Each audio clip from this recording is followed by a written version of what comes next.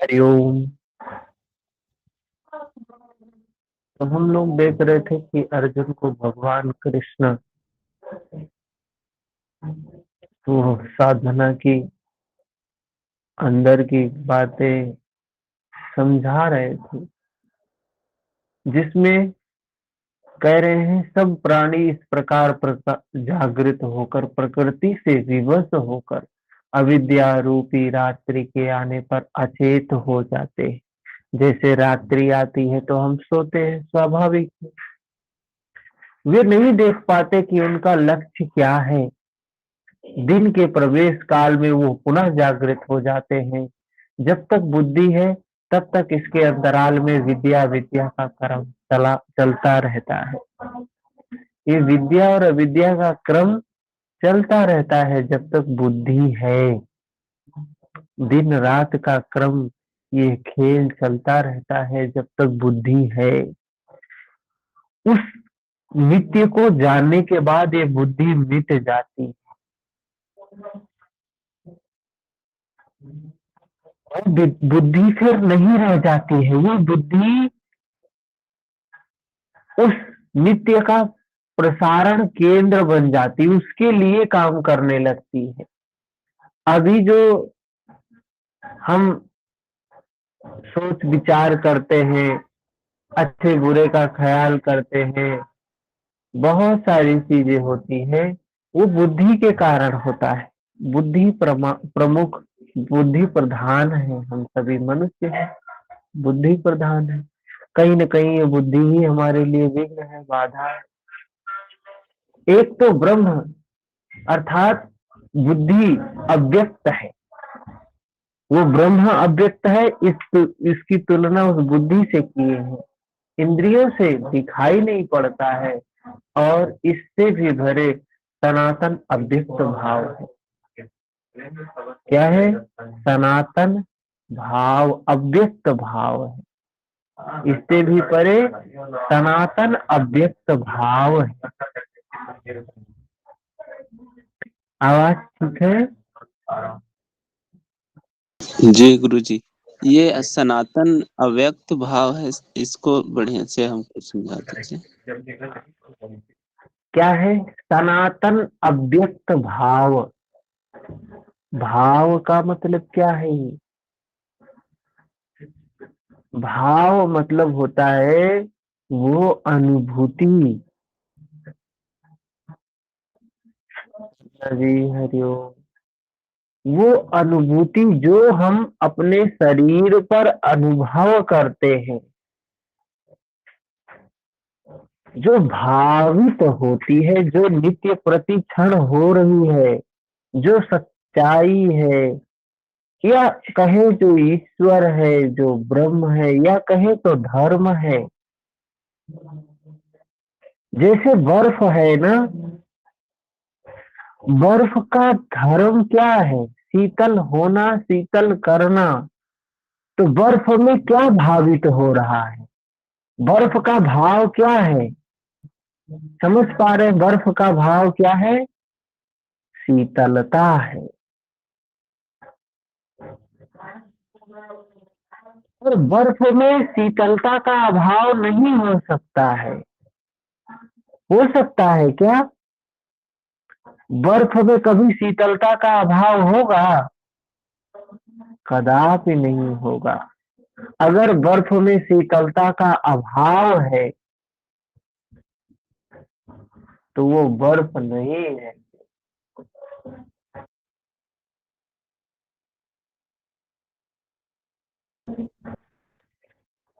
तो क्या यहाँ पे आगे फिर क्या कहते हैं? ये जो है ये सनातन अव्यक्त भाव है। वो अध्यात्म की बात यहाँ कर रहे हैं, धर्म की बात कर रहे हैं। वो इंद्रियों से दिखाई, बर्फ एक उदाहरण लिया, इंद्रिय से दिखाई दे रहा है, इंद्रिय जन्य है, लेकिन वो बुद्धि की जो बात कर रहे हैं वो इंद्रिय जन्य नहीं है। जो भूतों के कह रहे हैं, जो भूतों के नष्ट होने पर भी नष्ट नहीं होता है, वो जो अध्यात्म की बात है, जो धर्म की बात है, ये शरीर नष्ट हो जाएगा लेकिन वो भाव नष्ट नहीं होगा नित्यता का। वो नित्यता हमेशा होती है, वो धर्म हमेशा साथ में होता है, धर्म साथ नहीं छोड़ता है, वो भाव साथ नहीं छोड़ता है। विद्या में सचेत, अविद्या में अचेत, दिन में उत्पन्न, रात्रि में विलीन भाव वाले अव्यक्त ब्रह्मा के भी मिट जाने पर वह सनातन अव्यक्त भाव मिलता है, जो नष्ट नहीं होता है। तो प्रकृति की ये अनित्यता का जो स्वभाव है, नश्वरता का जो स्वभाव है, ये क्या है? ये स्वभाव नित्य है, नित्य है। हर क्षण प्रति क्षण ये घटना हो रही है, परिवर्तन प्रति क्षण हो रहा है, प्रति क्षण हो रहा है, प्रति क्षण हो रहा है।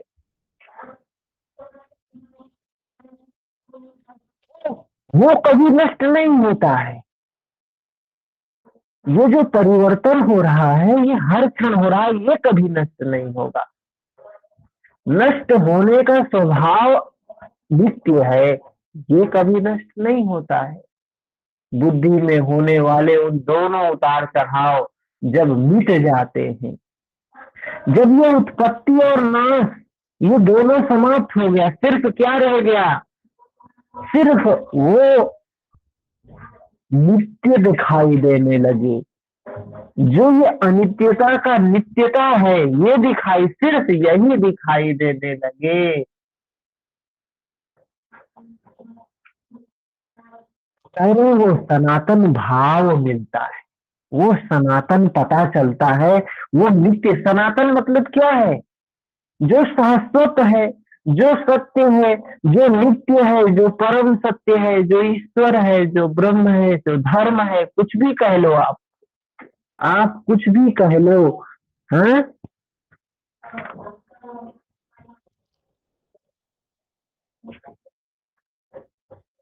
जो मेरा परम धाम है, भगवान कृष्ण कह रहे हैं वो मिल गया, जो वहां तक पहुंच गया। जैसे बूंद समुद्र में मिली तो बूंद का अस्तित्व समाप्त है, वैसे ही जब सनातन अव्यक्त भाव मिलता है, प्राप्त हो गया, तो बुद्धि भी उसी भाव में रंग जाती है।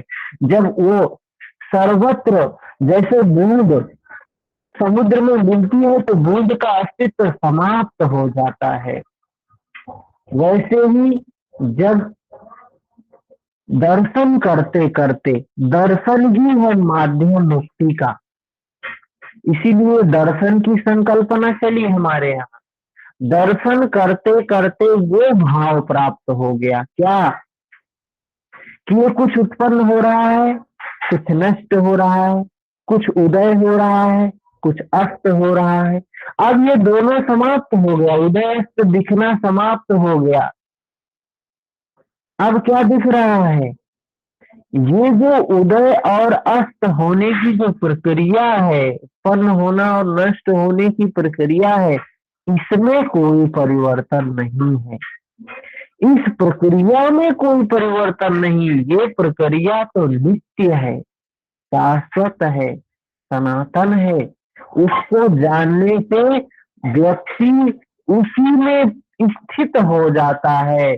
कहा कि वो मुझे प्राप्त कर लेता है,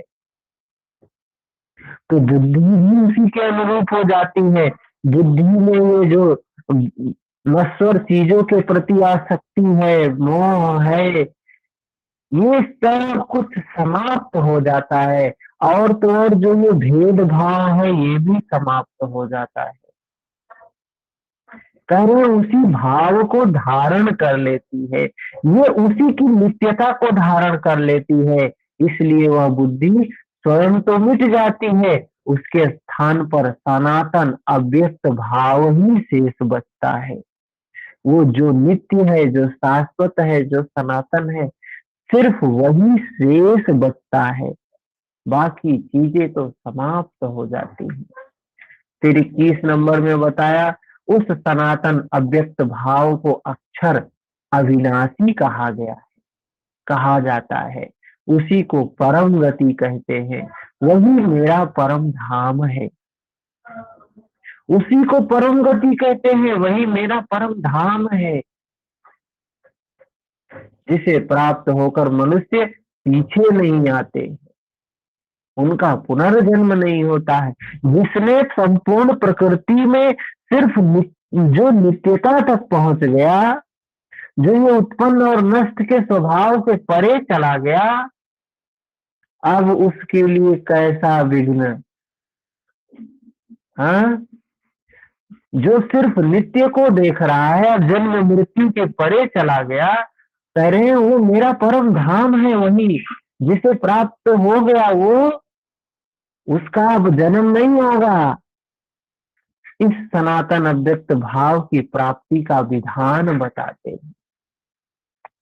कैसे होगा, ये प्रक्रिया क्या है? 22 नंबर श्लोक में पुरुषः स परः पार्थ भक्त्या लभ्यस्त्वन्यया यस्यान्तः स्थानि भूतानि येन सर्वमिदं ततम्। पार्थ, जिस परमात्मा के अंतर्गत संपूर्ण भूत हैं, कह रहे हैं जिस ईश्वर के अंतर्गत ये संपूर्ण पृथ्वी, जल, वायु, अग्नि, आकाश, सारी चीजें, संपूर्ण प्रकृति जिस परमात्मा के अंतर्गत है, जिसके अंतर्गत ब्रह्मा विष्णु महेश है, जिससे संपूर्ण जगत व्याप्त है, सनातन अव्यक्त भाव वाला वह परम पुरुष, सनातन जो कभी बदलता नहीं है, जो नित्य है। सनातन का मतलब क्या है? जो नित्य है, जो सत्य है, जो शाश्वत है, जो अजन्मा है, जो परम सत्य है। सनातन अव्यक्त भाव, यह भाव शब्द समझने योग्य है। भाव का मतलब भावित, और भावित कहाँ पर? अपने शरीर पर, 3.5 हाथ की काया में भावित, भावनामयी प्रज्ञा की बात कर रहे हैं यहाँ पर। तो कह रहे हैं सनातन अव्यक्त भाव वाला, जो व्यक्त नहीं होता है, जिसको हम बाहर देख नहीं सकते हैं, वो सिर्फ अव्यक्त होता, अपने शरीर से, अनुभूति से, भाव से ही उसको जाना जा सकता है। वह परम पुरुष अनन्य भक्ति से प्राप्त, अनन्य भक्ति से प्राप्त होने योग्य है। कह रहे हैं वो अवस्था जो अनुभूति से सिर्फ जानी जा सकती है, जो कहते हैं अरे हमें तो ईश्वर ने दर्शन दिया, हमें तो ऐसा हुआ, हमें तो ऐसा हुआ, हमने ये किया, हमने वो किया। क्या है ये? भाव से कोई जाना ही नहीं, भावित प्रज्ञा से कोई जाना ही नहीं। मन होता क्या है? मैं आपको बताऊं, सच्ची घटना है ये। मैं मेडिटेशन में था, तो एक यहाँ लखनऊ से एक महिला आई थी ध्यान में, तो उनके पति का देहांत हो गया था ध्यान के दौरान। तो एक होता है कि वहां एकांत में ऐसी जगह भेजते हैं कि आपको एक छोटा छोटा रूम होता है, सेल टाइप का छोटा छोटा रूम होता है, लगभग 3x6 का, हाँ 3x6 का रूम होता है, छोटा छोटा ध्यान करने के लिए। तो ऐसे रूम मिलता है, तो उनको भेजा गया उसमें। तो ध्यान वहां पे कर रही थी, तो उनको ध्यान करते करते उनके पति देव उनके सामने आ गए, उनकी मृत्यु हो चुकी है। तो उन्होंने देखा और आके गुरु जी से बता रही है, ये ऐसा ऐसा हुआ। तो होता क्या है, ये मन के, हमारे मन में जो चीजें होती बाहर दिखने लगती। एक बार क्या हुआ, मानसिक रूप से एक बीमार था, एक अभी लड़का ही था, ज्यादा नहीं, 30-32 साल का उम्र था, एक युवक। तो उसको क्या होता है, उस उस गलती से वो दिमाग काम नहीं कर रहा था, उस समय ज्यादा परेशान था।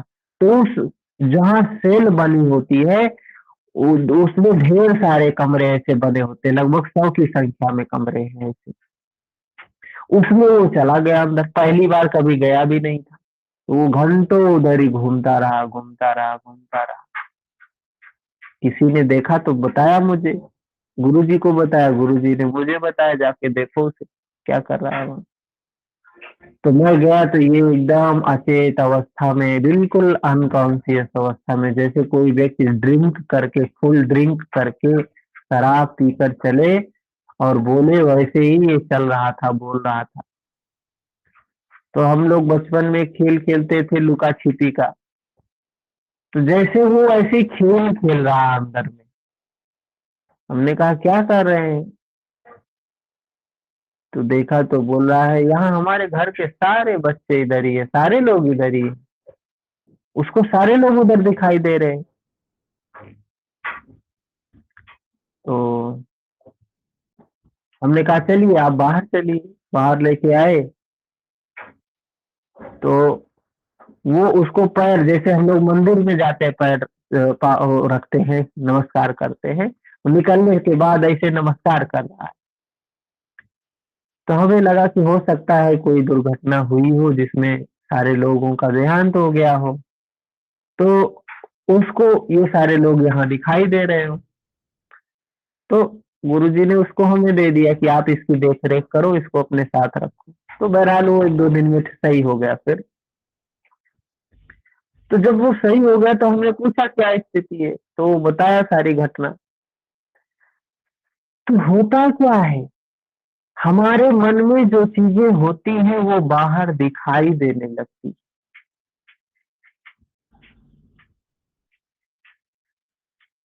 बाह्य प्रक्षेपीकरण होने लगता है।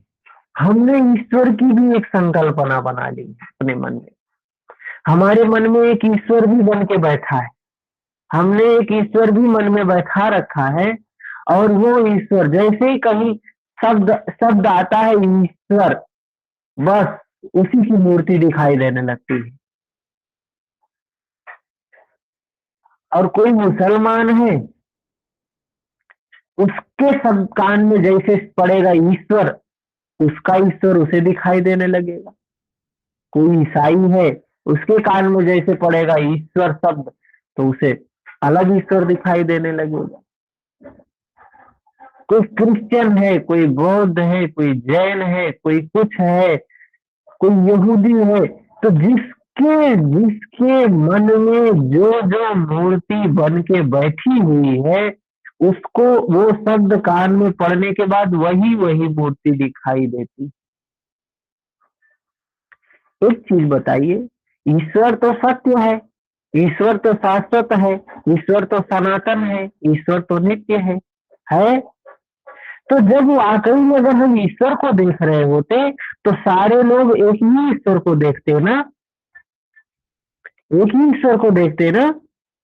लेकिन 10 लोग ईश्वर को देख रहे हैं और 10 रूप में देख रहे हैं, तो वो ईश्वर का स्वरूप शाश्वत नहीं है, वो हमारे मन का संकल्पना है, जो हम कहते हैं अरे ईश्वर का दर्शन हो गया। तो वही कहा है कि वो भाव क्या है, वह सनातन अव्यक्त भाव वाला, जो अनुभूति से सिर्फ जाना जा सकता है, वह परम पुरुष अनन्य भक्ति से प्राप्त होता है। अनन्य भक्ति का तात्पर्य है परमात्मा के सिवा अन्य किसी का स्मरण न कर, मतलब उस नित्य के सिवा वो कुछ देख ही नहीं रहा है, अनित्यता भी समाप्त हो गई, सिर्फ वो नित्य ही देख रहा है। परमात्मा के सिवा अन्य किसी का स्मरण न करते हुए उनसे जुड़ जाए। अनन्य भाव से लगने वाले पुरुष कब तक पुनर्जन्म की सीमा में और कब वे पुनर्जन्म का अतिक्रमण कर जाते हैं, इस पर योगेश्वर श्री कृष्ण कहते हैं।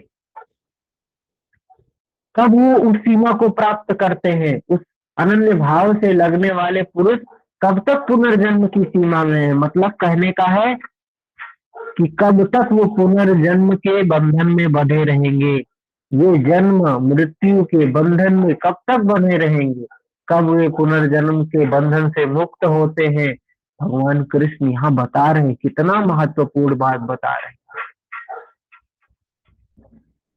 यत्र काले त्वनावृत्तिम चैव योगिनः प्रयाता यान्ति तं कालम् वक्ष्यामि भरतर्षभ। हे अर्जुन, जिस काल में शरीर त्याग कर गए हुए योगी जन पुनर्जन्म को नहीं पाते, जिस काल में शरीर त्यागने पर पुनर्जन्म पाते हैं, अब मैं उस काल का वर्णन करता हूँ। अब बता रहे हैं भगवान कि कब शरीर त्यागोगे तो जन्म नहीं होगा, मतलब मुक्ति होगी। कब शरीर त्यागोगे तो पुनर्जन्म होगा, मतलब बंधन होगा। बता रहे हैं, क्या कह रहे हैं, बहुत महत्वपूर्ण बात बता रहे हैं, बहुत महत्वपूर्ण। अग्निर्ज्योतिर्ह शुक्लः षण्मासा उत्तरायणम् तत्र प्रयाता गच्छन्ति ब्रह्मविदो जनाः। कुछ समझ में आया? आपने महाभारत देखा है? महाभारत में भीष्म एक है, पितामह भीष्म। भीष्म क्या करते, उनको इच्छा मृत्यु का वरदान था। क्या था कि उनको इच्छा मृत्यु, वो जब चाहेंगे तभी प्राण जाएगा।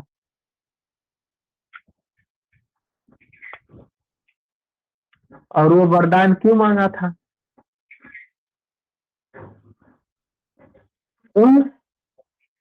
क्योंकि जब तक धर्म का साम्राज्य नहीं हो जाएगा तब तक हम प्राण नहीं छोड़ना चाहते। उनके पिता ने कहा कि मानो क्या चाहते हो तुम, तो उन्होंने, उनकी इच्छा थी कि जब तक वो तो सब सन्यास, वो तो सारी गृहस्थी छोड़ चुके थे, आजीवन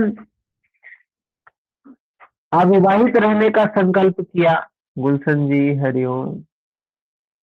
तो उनकी इच्छा थी कि जब धर्म स्थापित हो जाए, धार्मिक राजा आ जाएगा, तभी मैं प्राण त्यागूं। महाभारत चल रहा था, युद्ध तो कर रहे थे किसकी तरफ से? कौरवों की तरफ से। युद्ध कौरवों की तरफ से कर रहे थे, चाह रहे थे धार्मिक राजा आए।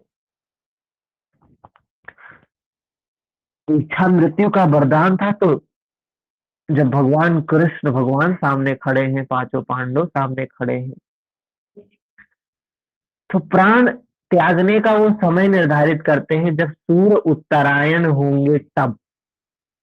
ये तो बाहर की घटना है। भीष्म भी हमारे भीतर है, भ्रम ही भीष्म है। ये भ्रम क्या है?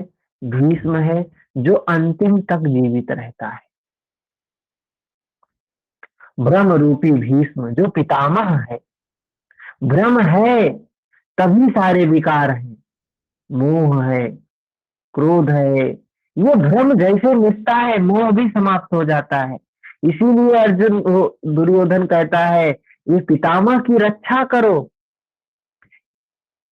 ये जीवित रहेंगे तो हमारी सेना को कोई जीत ही नहीं सकता है। तो जब अध्यात्म के मार्ग में हम चलने लगते हैं तो ये पितामह की, ये भीष्म की रक्षा सारे विकार करने लगते हैं। भ्रम न टूटे, भ्रम नहीं टूटना चाहिए। और एक संत बहुत सुंदर वाणी में गुरु नानक जी कहते हैं,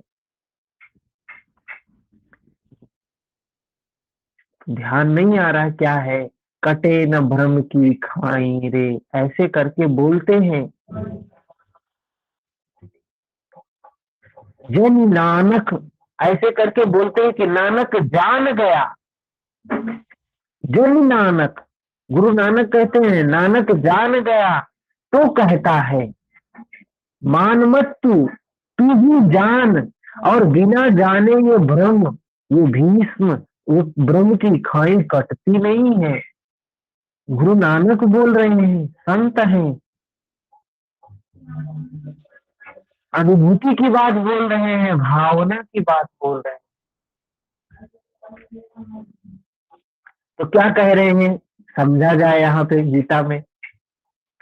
शरीर संबंध का त्याग करते समय जिनके समक्ष ज्योतिर्मय अग्नि जल रही हो, दिन का प्रकाश फैला हो, सूर्य चमक रहा हो, शुक्ल पक्ष का चंद्र बढ़ रहा हो, उत्तरायण का निर्भ्र और सुंदर आकाश हो, उस काल में प्रयाण करने वाले ब्रह्मवेत्ता योगी जन ब्रह्म को प्राप्त होते हैं। तो यहाँ बात ये समझने वाली है, ये बात क्या कह रहे हैं।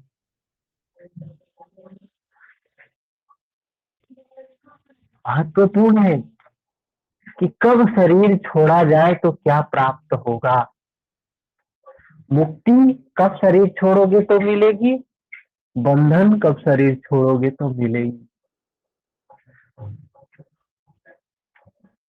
अरे शरीर का संबंध, शरीर संबंध जो है, शरीर संबंध क्या होता है, ये जीवन धारा क्या है, चित्त की धारा और शरीर की धारा, दो धारा मिलके साथ में चलती है। एक सूक्ष्म शरीर, एक स्थूल शरीर, ये दोनों साथ में मिलके चलता है, एक जीवन चलता है। स्थूल शरीर छूट गया तो सूक्ष्म शरीर समाप्त हो जाता है, नहीं समाप्त होता है। सूक्ष्म शरीर इस शरीर को छोड़ा दूसरे शरीर को प्राप्त कर लेता है, प्रकृति के धर्म के अनुसार, प्रकृति के नियम के अनुसार।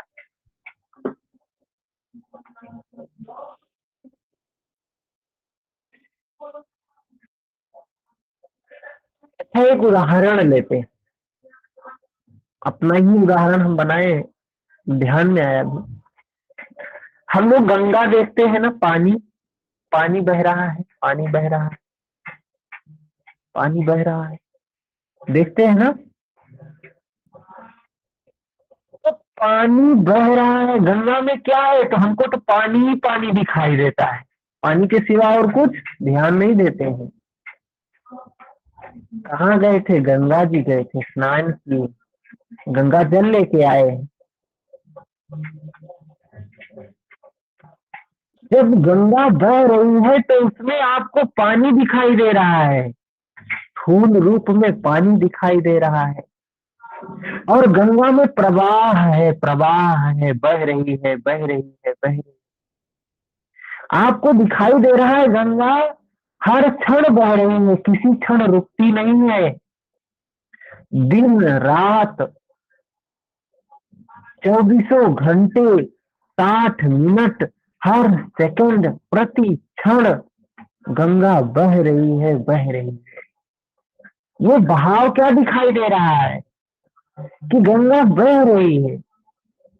उस गंगा में और भी चीजें हैं, सूक्ष्म रूप से देखोगे तो बालू भी है, क्या है, वो बालू भी है।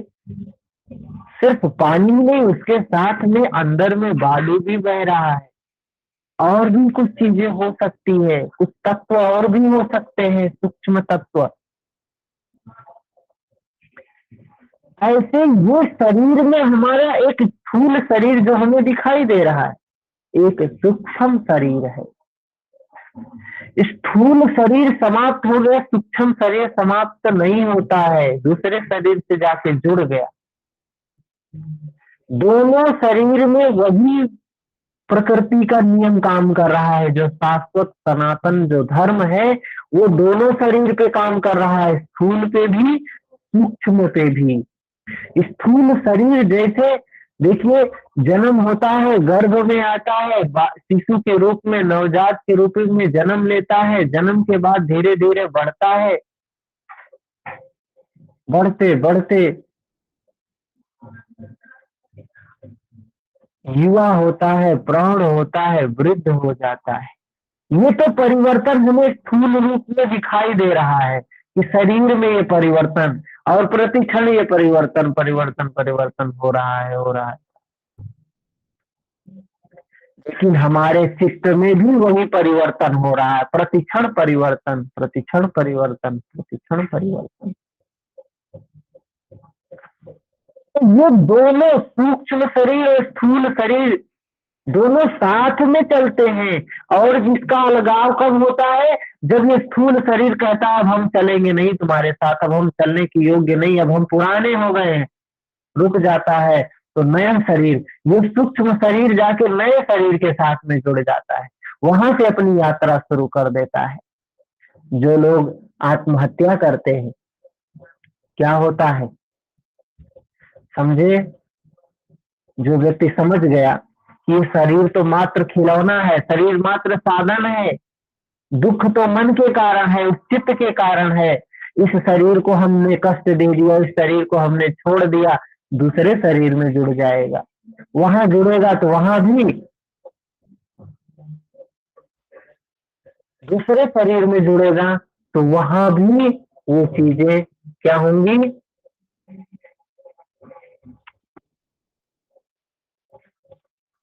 वहां जुड़ेगा तो वहां भी वो चीजें होने लगेगी।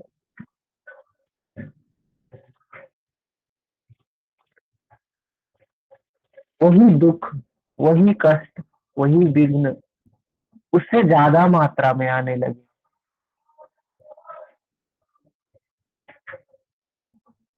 तो क्या है, क्या बता रहे हैं, ये शरीर का अलगाव कब होना चाहिए कि मुक्ति हो जाएगी। कह रहे हैं शरीर का संबंध अलग होते समय, सूक्ष्म और स्थूल शरीर का अलगाव होते समय, जिसके समक्ष ज्योतिर्मय अग्नि जल रही हो, दिन का प्रकाश हो, सूर्य का चमक हो, शुक्ल पक्ष हो, शुक्ल पक्ष का चंद्र बढ़ रहा, उत्तरायण का निर्भ्र और सुंदर आकाश हो, उस काल में प्रयाण करने वाले ब्रह्मवेत्ता योगी जन ब्रह्म को प्राप्त होते हैं। ये तो बाहर की बात है, प्रकृति की बात है। सूर्य, अग्नि, चंद्रमा, शुक्ल पक्ष, उत्तरायण, ये सब बाहर बाहर की बात है, बाहर बाहर की बात है। योगी जन ब्रह्म को प्राप्त होते हैं, योगी जन ब्रह्म को प्राप्त होते हैं।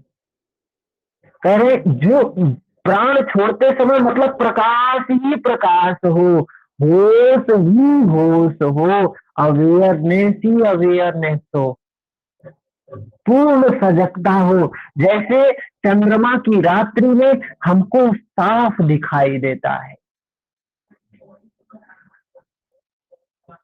जैसे सूर्य के प्रकाश में हमें सब कुछ दिखाई देता है, ऐसे ही प्राण छोड़ते समय अपने शरीर में जो परिवर्तन हो रहा है, चित्त में जो परिवर्तन हो रहा है, स्पष्ट देख रहा हो जो व्यक्ति, वो व्यक्ति मुक्त होगा। अब आगे देखिए क्या कहते हैं, अभी हमने इसको नहीं पढ़ा है, लेकिन यही बात आपको देखने को मिलेगी। अग्नि ब्रह्म तेज का प्रतीक है। अग्नि क्या है? ब्रह्म तेज का प्रतीक है, दिन विद्या का प्रकाश का प्रतीक है, शुक्ल पक्ष निर्मलता का द्योतक है।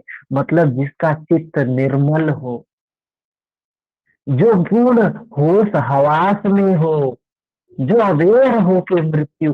देखिए मरते समय होता क्या है, कितने लोग अनकॉन्शियस हो जाते हैं, पागल हो जाते हैं, बेहोश हो जाते हैं, पता नहीं अवाज बवाज क्या बोलने लगे, पता ही नहीं चलता है। समझो नरक में ही गए, नरक में ही गए। कह रहे हैं विवेक वैराग्य सम दम तेज और प्रज्ञा के ये षड ऐश्वर्य ही षडमास है। मतलब मृत्यु के समय ये षड 6 चीजें होनी चाहिए। विवेक होना चाहिए, वैराग्य होना चाहिए, सम होना चाहिए, समता होनी चाहिए, दम होना चाहिए, तेज होनी चाहिए, प्रज्ञा होनी चाहिए। ये सब होने से क्या होगा? अरे मुक्ति होगी इससे, फिर जन्म कहाँ मिलेगा इससे? योगी लोग ऐसे। अब हम क्या करें? अब हम इच्छा करें मन मुक्ति के लिए, तो तृष्णा करनी नहीं, मुक्ति के लिए भी तृष्णा समाप्त होनी चाहिए। और मुक्ति तो अपने हाथ में है। हम क्या सोचते हैं? अब गीता में देखें, अरे ये लिखा है, तो जो शुक्ल पक्ष में मरा वो मुक्त हो गया, जो उत्तरायण में मरा वो मुक्त हो गया, जो इसमें मरा वो मुक्त। क्या है? कहाँ हम चले गए? कहा गया है क्या? और करने लगे हैं क्या? उत्तरायण में मरना अपने हाथ में है, शुक्ल पक्ष में मरना अपने हाथ में है, सूर्य की रोशनी में मरना, दिन में मरना अपने हाथ में है। ये शरीर कब छूटेगा ये अपने हाथ में नहीं है, लेकिन एक चीज अपने हाथ में है, हम होश पूर्वक जीवन जिए, विवेक पूर्वक जीवन जिए, ये अपने हाथ में है। वैराग्य पूर्वक जीवन जिए, अपने हाथ में है। हम प्रज्ञा को जगा सकते हैं, ये अपने हाथ में है। ये ईश्वर के हाथ में नहीं है। हम होश में है या बेहोशी में ही अपने ऊपर निर्भर करता है। तो जो समझेगा वही करेगा, नहीं समझेगा तो कोई भगवान है, कोई ईश्वर है, वो हमें तार देगा, हमें मुक्त कर देगा, उसकी हम पूजा करते हैं उसकी। अरे भगवान ही कह रहा है कर्म करो, तुम्हारा कर्म ही सब कुछ है। हम कुछ नहीं करते हैं, प्रकृति सब कुछ करती है। तुम्हारा कर्म जैसा होगा प्रकृति वैसा कर देगी, ये ईश्वर ही कह रहा है। कह रहे हैं उनका पुनर्जन्म नहीं होता जो इस समय मरते हैं, किंतु अनन्य चित्त से लगे हुए योगी जन यदि इस आलोक को प्राप्त नहीं कर पाए, जो मरते समय ये विवेक में नहीं है, वैराग्य में नहीं है, सम दम तेज प्रज्ञा में नहीं है, समझो। और प्रज्ञा के लिए महर्षि पतंजलि ने क्या कहा है? योगांग अनुष्ठानात शुद्धि छय ज्ञान दीप्तिर अविवेक ख्याति। योग पे अंगों का अनुष्ठान करने के लिए बोला है कि नहीं बोला है? जिनकी साधना अभी पूर्ण नहीं है उनका क्या होगा, इस पर कहते हैं। मतलब हम लोग मरते हैं तो क्या होता है उसके लिए बताते हैं यहाँ पे। चलिए ठीक है, तो यहीं पे हम अ, समाप्त करते हैं। अभी मिलेंगे 7 से 8 हठ योग की क्लास में, और इसके आगे कल चर्चा करेंगे। ठीक है ना? बहुत महत्वपूर्ण है। एक श्लोक समझ लिया अगर एक दिन में, तो समझ लिए बहुत बड़ा काम, पूरा दिन सफल कर लिया। अगर एक श्लोक समझ में आ गया तो समझिए पूरा दिन सफल कर लिया हमने, पूरा दिन सफल कर लिया हमने। ठीक है? हरिओम। हरिओम सर।